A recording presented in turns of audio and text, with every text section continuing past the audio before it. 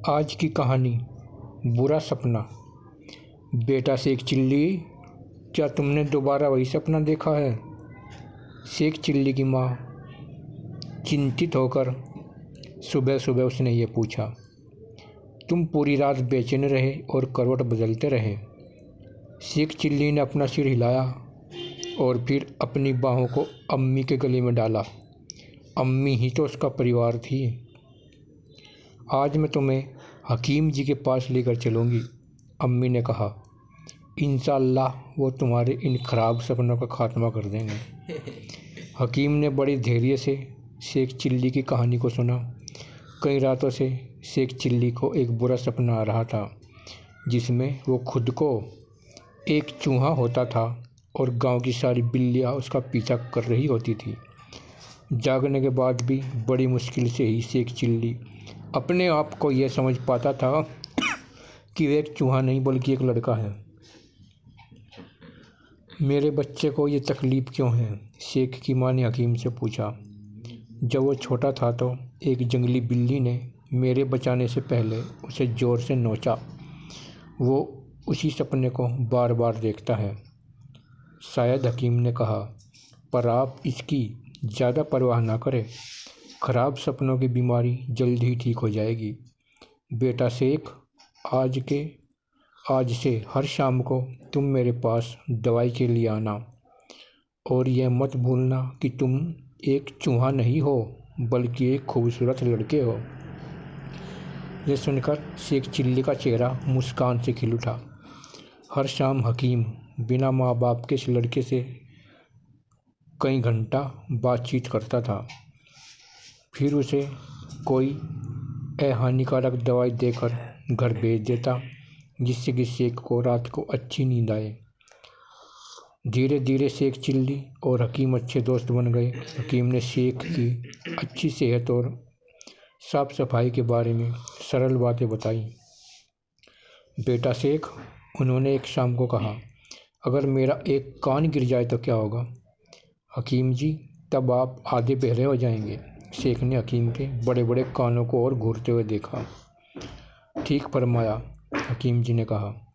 और अगर मेरा दूसरा कान भी टूट कर गिर जाए तो फिर आप अंधे हो जाएंगे, हकीम जी ने शेख से कहा। अंधा? घबराए हुए हकीम जी ने पूछा। हाँ, शेख ने उत्तर दिया। अगर आपके कान नहीं होंगे तो फिर क्या आपका चश्मा नहीं गिरेगा? हकीम जी ये सुनकर हंस पड़े। तुम ठीक कहते हो बेटा, उन्होंने कहा। इसके बारे में तो मैंने सोचा ही नहीं था। धीरे धीरे शेख के खराब सपने बंद हो गए और वो एक चूहा है इस बात की सपने में भी उसने कल्पना करनी बंद कर दी। एक दिन हकीम का एक पुराना दोस्त उनसे मिलने के लिए आया। शेख से बाज़ार से कुछ गर्म जलेबियाँ लाने के लिए कहा गया। वो बस निकल ही रहा था, उसे कुछ फीट की दूरी पर एक बड़ी बिल्ली दिखाई दी। हकीम जी, मुझे बचाइए। शेख हकीम जी के पीछे छिपकर गिड़गिड़ाया। मेरे बेटे, अब तुम चूहा नहीं हो। क्या तुम्हें ये पता नहीं है? मुझे अच्छी तरह पता है। हकीम जी, शेख की अभी भी डर रहा था।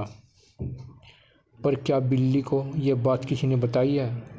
अपनी मुस्कुराहट को दबाते हुए हकीम ने बिल्ली को भगा दिया। उसके बाद शेख को दिलासा दिलाने के बाद उन्होंने उसे जलेबियाँ लेने के लिए भेजा। मैं इस लड़के के पिता को अच्छी तरह जानता था, हकीम जी के मेहमान ने शेख चिल्ली के बारे में कुछ सुनने के बाद कहा। मैं उससे घर जाकर उसकी माँ से दुआ सलाम करना चाहूँगा। शेख आपको अपने घर ले जाएगा, हकीम जी ने कहा।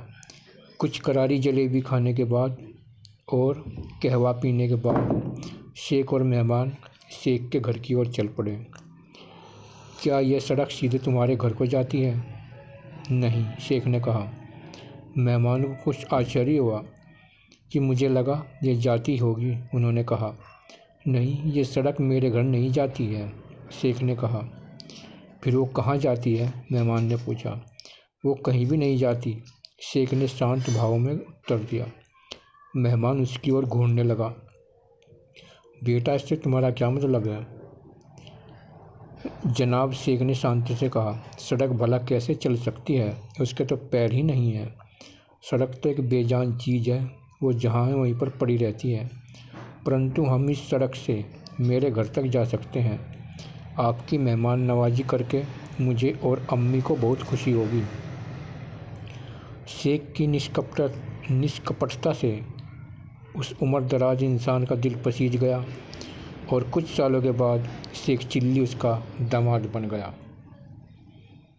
कैसी लगी यह हास्य कहानी? धन्यवाद।